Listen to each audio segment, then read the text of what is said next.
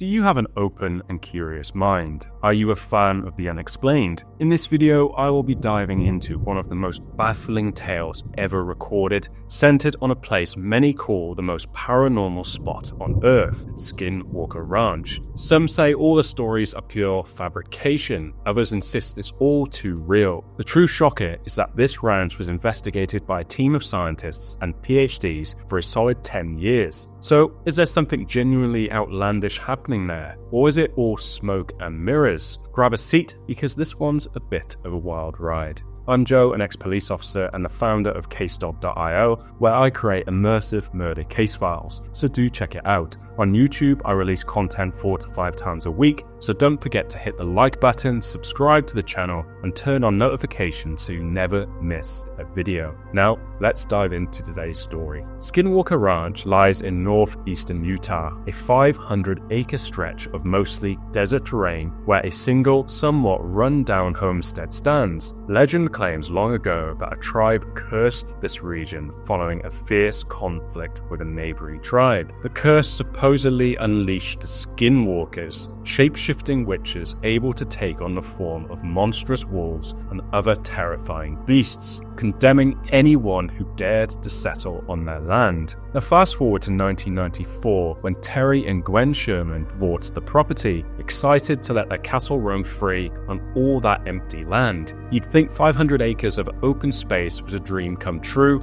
especially at the bargain price they paid. But from the moment they set foot inside the house, strange details leapt out at them. There were deadbolts on every single door and window, inside and out. Even the doors leading between rooms were lockable on both sides. Outside, they found thick chains attached to massive stakes, as if guard dogs the size of horses had once been tethered there. Unnerving, yes, but they tried to shrug it off, too thrilled to worry about a few eccentricities. The very first day saw the appearances of a hulking wolf-like creature lurking at the edge of a nearby wood. Strangely, it didn't behave aggressively at first. It just ambled closer, tail wagging, even letting Terry's father give it a light pat. Then, in a heartbeat, it lunged at the pen holding a terrified calf, clamping its jaws around the poor creature's head. Terry fired bullet after bullet from point-blank range, but the wolf simply wouldn't react. Finally, it let go and wandered off, leaving no trace of injury or blood, nothing but the horrible smell of rotting chemicals in the air. Over the weeks that followed, life only got stranger.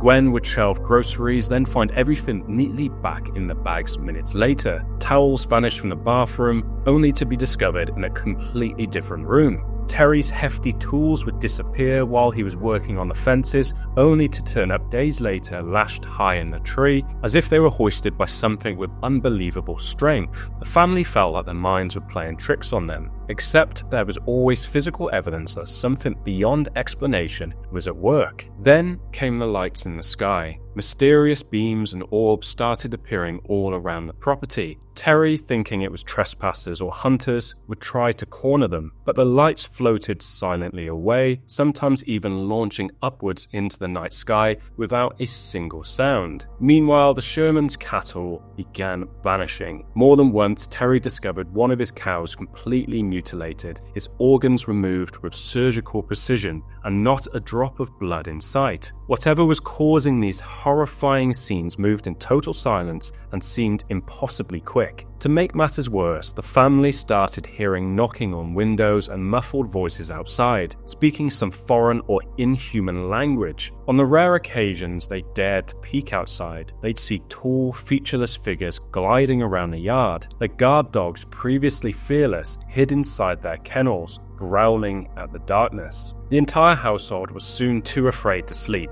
convinced they were being watched by something more cunning than an ordinary intruder.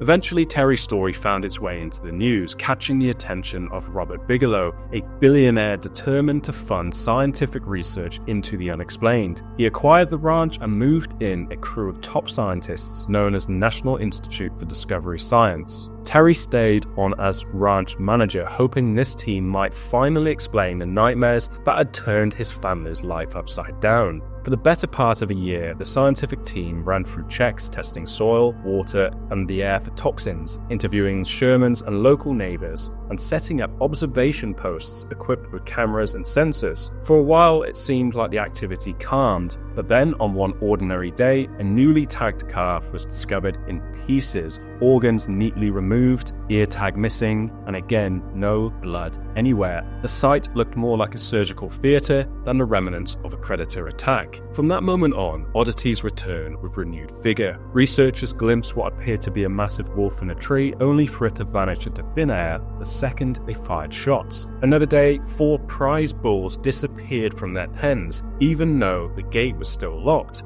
only to be found packed together inside a tiny, disused trailer. Somehow, they'd been maneuvered into this cramped space that remained wide shut, and the bulls had been perfectly calm until Terry startled them. No one could explain how it happened, nor why part of the coral's metal bars showed extreme magnetism straight after the incident. Perhaps the most chilling episode involved 2 scientists perched on a ridge at night. They both saw an orange oval-shaped orb open up by the homestead. With infrared goggles, one researcher claimed to see daylight through the orb, a bright blue sky on the other side. Then, like something out of a horror film, a large, dark, humanoid figure crawled through that portal, dropped to the ground, and sprinted off. The scientist's hair stood on end, and a foul, metallic odor seemed to cling to the air. But before they could blink, the creature was gone. By 2004, the daily strangeness at Skinwalker Ranch had tapered off. Although the scientific team collected photographs of odd lights, accounts of mutilated cattle, and countless eyewitness testimonies, nothing was definitive enough to be hailed as an absolute proof of the paranormal. Time and time again, it felt as though something intelligent and elusive was staying just out of reach. And that, my friends, is the remarkable story of Skinwalker Ranch. Is it really home to shape-shifting entities, alien portals, and mysterious forces beyond science? Or did everyone just string together a series of bizarre but natural events? I'd love to hear your thoughts. Are you leaning towards true-life paranormal activity,